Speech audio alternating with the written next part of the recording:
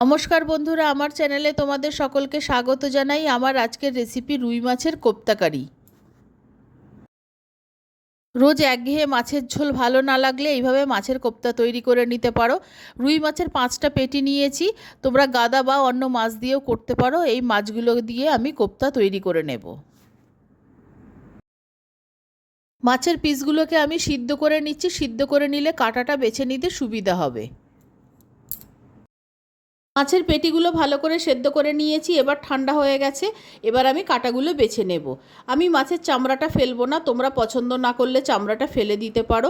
আর গাদার পিস দিয়েও মাছের কোপ্তাকারি তৈরি করা যায়, কিন্তু গাদার পিসের কাঁটাগুলো বাছতে একটু অসুবিধা হয়। পেটির মাছের কাঁটা বাছতে খুব সুবিধা হয়, তাই আমি পেটির মাছ দিয়েই করছি। তোমরা চাইলে গাদা দিয়েও করতে পারো, তাতে কোনো অসুবিধে হবে না।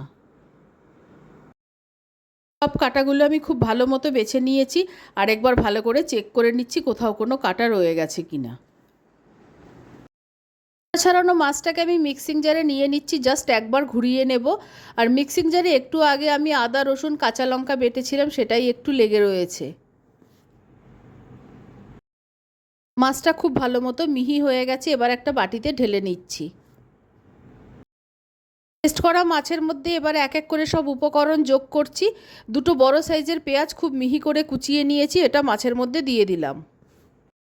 কিছু গুঁড়ো মশলা নিয়েছি, হাফ চামচ গরম মশলা নিয়েছি, 1 চামচ জোয়ান নিয়েছি, 1 চামচ জিরে গুঁড়ো, হাফ চামচ হলুদ গুঁড়ো, হাফ চামচ ঝাল লঙ্কার গুঁড়ো, 1 চামচ জিরে গুঁড়ো, 1 চামচ চাট মশলা।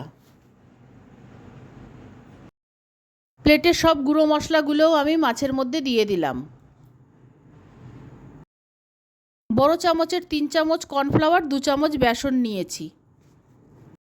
বেসন আর কর্নফ্লাওয়ারটাও দিয়ে দিলাম। বেসন আর কর্নফ্লাওয়ার আরেকটু লাগবে কিনা সেটা মাছটা যখন মাখবো তখন বোঝা যাবে। বড় চামচের 1 চামচ আদা রসুন কাঁচা লঙ্কা বাটা দিয়ে দিলাম। সবশেষে আন্দাজ মতো নুন দিয়ে দিলাম।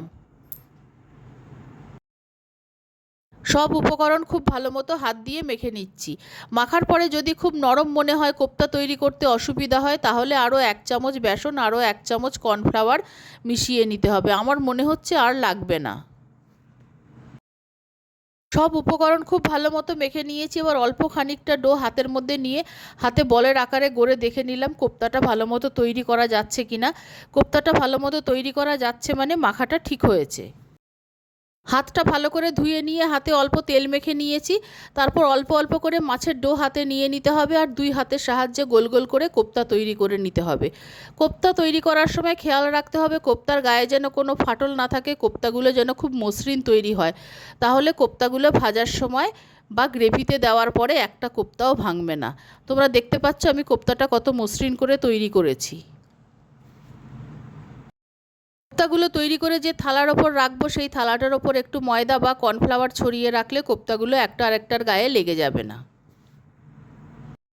কড়াইতে তেল গরম করে নিয়েছি। তেলটা গরম হয়ে যাওয়ার পর ফ্লেমটা কমিয়ে দেব। লো ফ্লেমে কোপ্তাগুলোকে ভালো করে ভেজে নিতে হবে। কোপ্তাগুলো দিয়ে দেওয়ার সঙ্গে সঙ্গে খুন্তি দিয়ে নাড়ার দরকার নেই। একটা দিক কিছুটা ভাজা হয়ে যাওয়ার পর খুন্তি দিয়ে নেড়ে দিতে হবে। আর লো ফ্লেমে কোপ্তাগুলো ভাজলে কোপ্তার ভেতরটা পর্যন্ত খুব ভালোভাবে ভাজা হবে। এই কোপ্তাগুলো ভাজা হয়ে গেছে, সেগুলো আমি তুলে নিচ্ছি। এই রকম লাল করে কোপ্তাগুলোকে ভেজে নিতে হবে। কোপ্তা ভাজা হয়ে গেছে, এবার কড়াইতে আরেকটু সর্ষের তেল দিয়েছি। ফোড়নের জন্য নিয়েছি 1 চামচ জিরে, 2টো এলাচ, 4-5টা গোলমরিচ আর 1 টুকরো দারচিনি। ফোড়নগুলো তেলের মধ্যে দিয়ে দিলাম।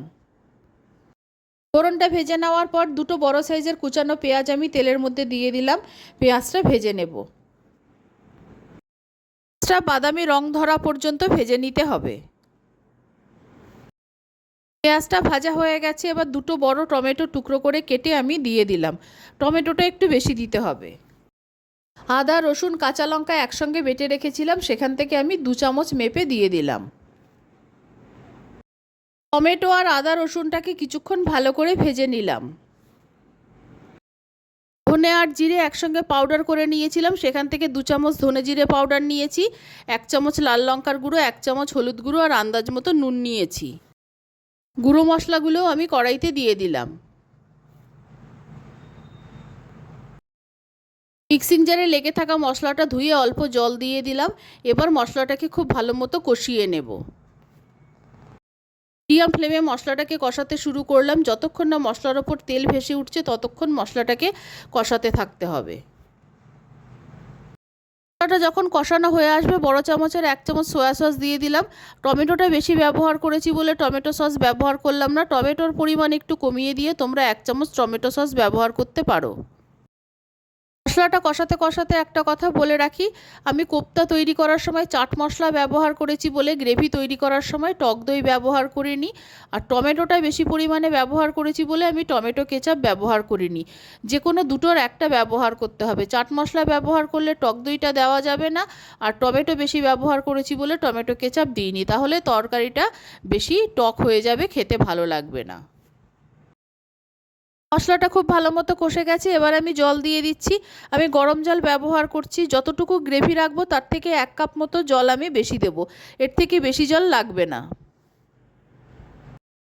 মশলাটা খুব ভালো মতো নেড়ে আমি মিশিয়ে দিচ্ছি। গ্রেভিটা ফুটে ওঠা পর্যন্ত অপেক্ষা করব। গ্রেভিটা খুব ভালো মতো ফুটে গেছে, এবার ভেজে রাখা কোপ্তাগুলো আমি গ্রেভির মধ্যে দিয়ে দিলাম।